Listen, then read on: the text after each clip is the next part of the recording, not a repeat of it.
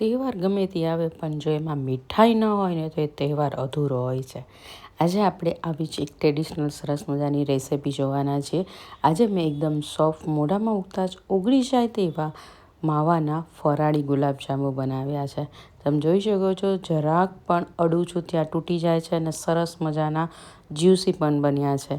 જો તમે આ રીતે બધી ટિપ્સ અને ટ્રિક્સનો ધ્યાન રાખી લીધું ને તો તમે પણ પહેલી જ વખતમાં સરસ મજાના દુકાન જેવા જ ગુલાબજાંબુ બનાવીશું. આજે આપણે અહીંયા ખાંડનો નથી ઉપયોગ કરવાના. આજે આપણે મિશ્રી એટલે કે સાકરમાંથી આ ગુલાબજાંબુ બનાવવાના છીએ. તો અહીંયા તમારી પાસે જે પણ સાકર અવેલેબલ હોય એ 1.5 કિલો જેટલી સાકર લઈ લેવાની છે. નાની હોય કે મોટી લઈ લેવાની. જો બહુ મોટા દાણા હોય તો પછી એને થોડી ખાંડી લેવાની અને પછી કરવાની, જેથી ચાસણી જલ્દી બની જાય. હવે એમાં 1.5 લીટર જેટલું જ પાણી ઉમેરવાનું છે. જેટલી ખાંડ લીધી હોય, સાકર લીધી હોય એટલું જ પાણી ઉમેરવાનું અને આને આપણે મીડિયમ ગેસ ઉપર ઉકાળવા મૂકી દેવાની. હવે આપણે માવો લઈ લેવાનો છે. તો મેં અહીંયા 1 કિલો જેટલો માવો લીધો છે, મોળો માવો લીધો છે. વાંકાનેરનો માવો ખૂબ જ સરસ આવતો હોય છે, તો હું આજે વાંકાનેરનો જ માવો લઈને આવીશું અને એને આપણે અહીંયા ખમણી લેવાનો છે. બસ માવામાં એટલું જ ધ્યાન રાખજો, તાજો અને ચોખ્ખો તો હોવો જોઈએ, પણ ફ્રીઝમાં ન રાખેલો હોવો જોઈએ. બસ પછી એને આપણે ખમણી લેવાનો. હવે ત્યાં સુધીમાં આપણી ચાસણી પણ બનીને તૈયાર થઈ ગઈ હશે. સાકર બધી જ ઓગળી ગઈ છે. સાકર ઓગળી જાય ને ત્યાં સુધી આપણે એને ઓગળવા દેવાનું અને પછી આપણે એની ચાસણી ચેક કરવાની છે. અહીંયા આપણે કોઈ પણ તાર નથી લેવાના. બસ ચાસણી એકદમ ચીકણી થઈ જાય ને, તેલ જેવી ચીકણી થઈ જાય ને એટલી જ આપણે ચાસણી બનાવવાની છે. તો ચાસણી બની ગઈ છે. હવે એમાં આપણે એલચી નાખવાના છીએ. તો 8 થી 10 એલચીને આપણે ખાંડી લેવાની છે.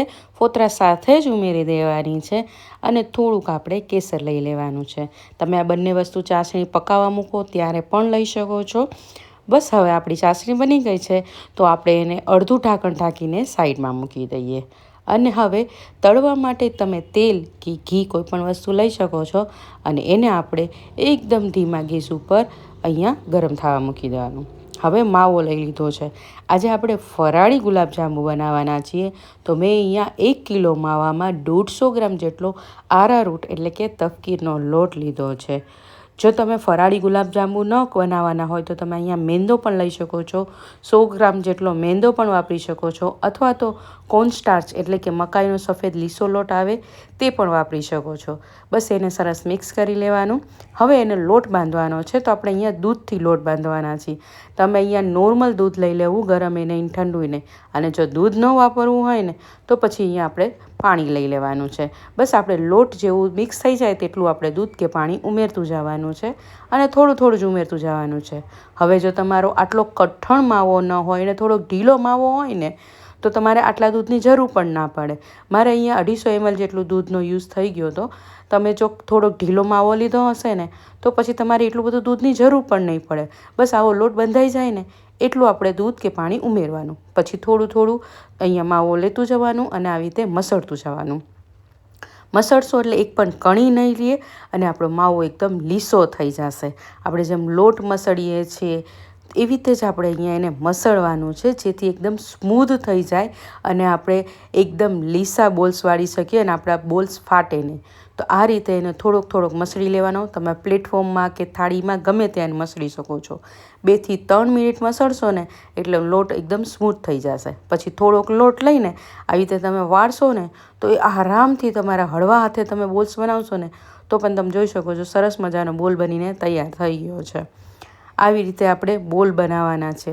તમે આવી રીતે ગોળ પણ બનાવી શકો છો અને લંબગોળ પણ બનાવી શકો છો. હું જનરલી ગોળ કરતાં લંબગોળ વધારે બનાવું છું, કેમ કે એમાં ચાસણી ઓછી જરૂર પડે છે. તો આવી રીતે આપણે લંબગોળ પણ બનાવી શકીએ છીએ. પણ ખાસ ધ્યાન રાખવાનું, તમારે જેવડી સાઇઝના ગુલાબજાંબુ જોતા હોય એની અડધી સાઇઝના જ આવી રીતે વાળવાના ગોળા. તમે જોઈ શકો છો મેં આટલો મસળીને રાખી દીધો હતો કેમ કે મારે એટલો તળવાનો હતો.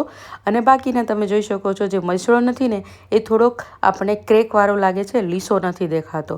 અને આ બાજુ જે મેં મસળીને રાખ્યો છે ને એ એકદમ સ્મૂથ દેખાય છે. તો તમારે જેટલો જોતો હોય ને એટલો જ મસળવાનો અને એના આપણે એક વખતમાં તળી શકાય એટલા બોલ્સ બનાવીને તૈયાર કરી લેવાના. હવે તેલ આપણું મીડિયમ ગરમ થઈ ગયેલું હોવું જોઈએ અને ગેસ આપણે અહીંયા મીડિયમ કરી દેવાનો છે. અને પછી એમાં 8 થી 10 પહેલાં બોલ્સ ઉમેરી દેવાના છે. એકસાથે વધારે નથી ઉમેરવાના, 8થી 10 જ ઉમેરવાના. અને ખાસ ધ્યાન રાખવાનું, તેલ મીડિયમ ગરમ હોવું જોઈએ. અહીંયા ટિપ્સનું આ ધ્યાન રાખજો, તેલ મીડિયમ ગરમ હોવું જોઈએ, નહીંતર ફાટશે તમારા ગુલાબજાંબુ. એટલે તેલ મીડિયમ ગરમ રાખવાનું. 8થી 10 ગુલાબજાંબુ ઉમેરી દીધા પછી આપણે એને પહેલાં ચમચીના પાછળના ભાગથી હલાવવાના. અને ગેસ તમે જોઈ શકો છો મેં મીડિયમ જ રાખ્યો છે. હવે આ જેટલા ગુલાબજાંબુ આપણે ઉમેર્યા છે એ ઉપર તળવા ન માંડે તેલમાં ત્યાં સુધી બીજા આપણે ઉમેરવાના નથી. પછી આવી રીતે બધાય તળી જાય, ઉપર ફ્લોટ કરવા માંડે એટલે કે તળવા ઉપર મળે પછી જ એમાં બીજા આપણે ઉપર ઉમેરી દેવાના છે. તમે જોઈ શકો છો ગુલાબજાંબુ આપણે નાખશું ત્યારે નીચે બેસેલા હશે, પછી ઉપર તેલમાં તરતા હશે. તો આવી રીતે તરતા હોય ત્યાં સુધી આપણે એને હલાવતું જ રહેવાનું છે, સતત હલાવવાનું છે અને ગેસ મીડિયમ જ રાખવાનો છે. હવે તમે જોઈ શકો છો જેટલા ગુલાબજાંબુ મારે ઉમેરવાના હતા એ ઉમેરી દીધા છે. ઉપર તેલમાં તરે છે તો હવે ગેસ ધીમો કરી દેવાનો અને થોડી વારે આને આવી રીતે હલાવતું રહેવાનું. આવી રીતે હલાવતા રહેવાથી જ આપણા ગુલાબજાંબુ બધી જ બાજુ એક સરખા તળાશે, નહીંતર અમુક જગ્યાએ લાલ થઈ જશે, અમુક જગ્યાએ ઓછો કલર તમને દેખાશે. તો ખાસ કરીને આવી રીતે થોડી વારે હલાવતું રહેવાનું. અને આવી રીતે એકદમ સરસ લાલ કલરના આપણા ગુલાબજાંબુ તળાઈ ન જાય ને ત્યાં સુધી આપણે એને તળતું રહેવાનું. અને પછી આપણે એને આથી એકદમ નિતારીને આપણે આરામથી બધું તેલ જે ઝારામાં હોય એ નિતારી લેવાનું છે. અને પછી જ આપણે એને હળવેકથી ચાસણીમાં ઉમેરી દેવાનું છે. ચાસણી પણ ઉમેરો ત્યારે પણ આ એક વસ્તુનું ધ્યાન રાખજો. આ બીજી ટિપ્સ છે કે તમારે અહીંયા ચાસણી છે તે અહીંયા નવસેકી ગરમ હોવી જોઈએ, વધારે ગરમ નહીં હોવી જોઈએ, નહીં તો જાંબુ નહીં નાખતા એકદમ પોચા પચક જેવા થઈ જશે. એટલે જો થોડાક કઠણ તમારે 12 જેવા જ ગુલાબજાંબુ બનાવવા હોય તો ખાસ ધ્યાન રાખજો, તમારી પહેલી વખત જ્યારે જાંબુ ઉમેરો ત્યારે નવસેકા હોવા જોઈએ. અને પછી જ્યારે પણ જાંબુ ઉમેરો તો થોડાક એને દબાવી દેવા જેથી ઉપર એનું ચાસણીનું પડ કોટ થઈ જાય. તો આ રીતે બધા જ ગુલાબજાંબુ તમારે તળતા રહેવાના. ખાસ ધ્યાન રાખવાનું, મીડિયમ અને ધીમો ગેસ કરતું રહેવાનું. અને જ્યારે પણ જાંબુ ઉમેરો તો બીજા જાંબુ હોય એને સાઈડ કરી દેવાના અને પછી આવી રીતે થોડાક દબાવી દેવાના જેથી ઉપર જે જાંબુનું પડ હોય એ સુકાઈ ન જાય અને એમાં ચાસણી ઉપર લાગી જાય. હવે એક વસ્તુનું ધ્યાન રાખવું, જો તમારે થોડાક ઓછા ગળ્યા ખાવાના હોય ને તો આ રીતે કોઈક ચોરસ ડબ્બો કે કોઈ પણ વસ્તુ લઈ લેવાની, ચોરસ કે નાનો ડબ્બો જે ફ્લેટ ડબ્બો હોય, અને એમાં અડધોથી પોણો કલાક ચાસણીમાં રાખી દીધા પછી ગુલાબજાંબુને આપણે કાઢી લેવાના. વધારે પડતા ચાસણીમાં ડૂબેલા રાખવા નહીં. આ રીતે કરવાથી થોડાક ઓછા ગળ્યા બને છે અને તમે એને વધારે એન્જોય પણ કરી શકો છો. એવું નથી કે જાંબુમાં ચાસણી નહીં ગઈ હોય, પોણો કલાક થાય એટલે આરામથી ચાસણી અંદર જતી જ રહે છે. પણ એ આપણે ઓછા ગળ્યા ખાવા હોય તો, અને જો ચાસણી સાથે જ તમારે ખાવા હોય તો હું કહીશ આ રીતે જ તમે લાંબા ગુલાબજાંબુ બનાવજો જેથી તમારે ઓછી ચાસણી બનાવવી પડે. નહીં તો તમે 1 કિલોની સામે 2 કિલો ખાંડ કે સાકર લેવી પડશે અને એટલી આપણે તમારે ચાસણી બનાવવી પડશે. ત્યારે ગોળ ગુલાબજાંબુ આખું ડૂબેલું રહે છે, નહીંતર ઉપરનું સુકાઈ જાય છે. તો આ રીતે તમે ગમે તે રીતે ગુલાબજાંબુ બનાવી શકો છો. તમને જે રીતે ઠીક લાગે એ રીતે ગુલાબજાંબુ બનાવી શકો છો. તો તમને આ રેસિપી કેવી લાગી એ કમેન્ટ કરીને ચોક્કસથી કહેજો. અને હા, રેસિપી ક્યાંથી જોઈ રહ્યા છો, સાથે તમારું નામ શું છે તે પણ મને કમેન્ટ કરીને ચોક્કસથી કહેજો. અને તહેવારમાં તમે કઈ ટ્રેડિશનલ મીઠાઈ ઘરે ચોક્કસથી બનાવો છો તે પણ મને કમેન્ટ કરીને ચોક્કસથી કહેજો.